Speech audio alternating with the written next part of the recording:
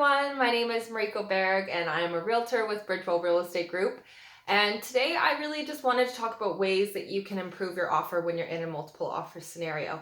I haven't really talked about this because the last couple of years we've been dealing with something that's a lot more like a falling market or a down market, but these past couple months since November of 2019 specifically, we've started to see a rise in prices and I'm definitely dealing with a lot more multiple offers. So I just kind of wanted to give you an easy way of understanding how a seller sees your offer when it's being received by the buyer and how a buyer can improve their offer. And really what it comes down to is exactly what I have here. So number one, for most sellers is going to be price.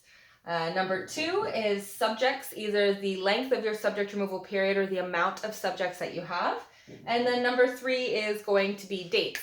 So starting off with price, a lot of the times, people are willing to compromise on things like subjects and dates if the price is really, really good. And so typically this is the one that the sellers go for the most. If you are the highest offer, it's very, very likely that if you're a pre-approved buyer, you have decent dates and reasonable subjects, that you are going to be the seller's number one choice. So price is definitely one of the most important things to a seller in most situations, and it will definitely give you the upper hand as a buyer if you're able to at least offer a reasonable market value, and in a rising market potentially more. So secondly, subjects, you have to think about it from the seller's perspective. What are subjects for? They're for the buyer to perform their due diligence. So the less amount of time that you are giving the seller as a buyer for a reason for you to back out of that offer, the better.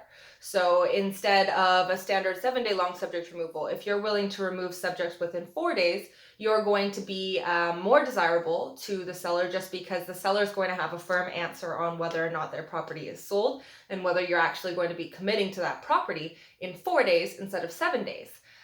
Even more extreme, when we were back in 2016, we're seeing subject-free offers in 2017 as well. And so subject-free is essentially saying, look, I'm completely waiving my due diligence period. I'm just buying this property and I'm committing to it right now. So in that situation, you have no subjects on the property and you're handing in the deposit and it's a done deal right then and there. And so that's why the sellers like subject-free offers or lower amounts of subjects or a shorter subject removal date, because it basically just makes sure that the offer has gone through and that the buyer is committing to the property at a sooner date. So that is the whole point of subjects. That's the whole point of subject removal. It's not really for the benefit of the seller. So anything that the buyer can do to essentially, do their due diligence beforehand or limit their benefits, is going to be more beneficial to the seller. So that's why they're going to see that as a more desirable offer. So typical subjects, just going on about this a little bit more, things like financing, inspection, title search, strata documents, property disclosure statement, qualifying for home insurance, things like that.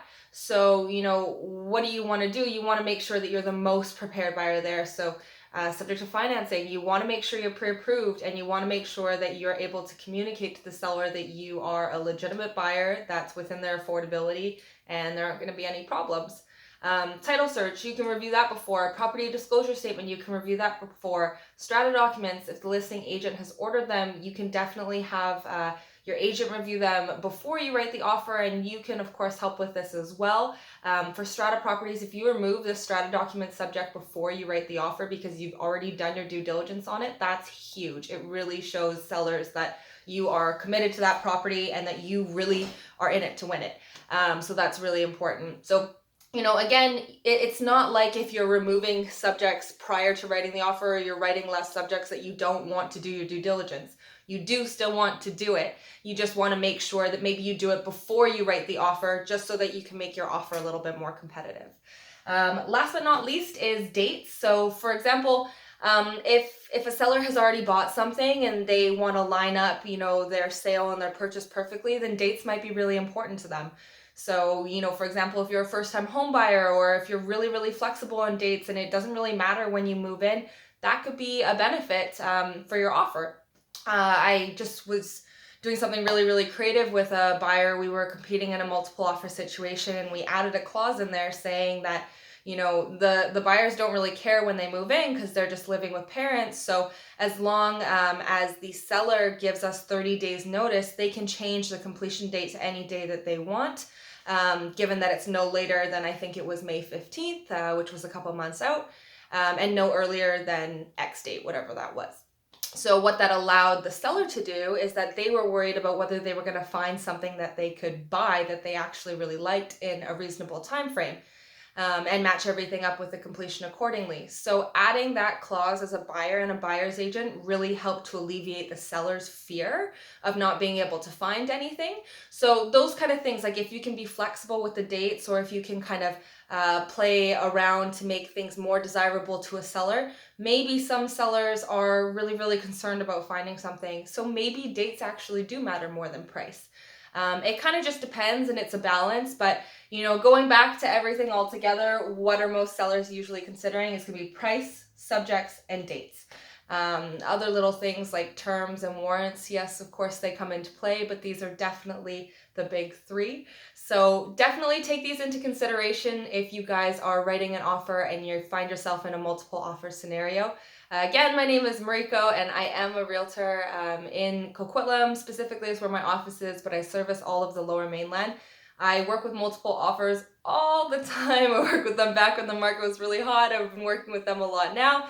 And I've also been, obviously working with properties that don't go multiple. So I have a lot of experience with regards to different types of offers and how to handle those situations and how to structure your contracts accordingly. So make sure that you use a realtor that is, of course, experienced and knows what they're doing in terms of writing contracts and still making sure that you're safe and protected, specifically if you are wanting to kind of waver on some of these subjects, because it's just so important that you still do your due diligence and that you know how to make yourself protected when you are purchasing what's probably the biggest asset of your life. So if you guys have any questions at all, or you are looking for a realtor, definitely feel free to reach out to me anytime.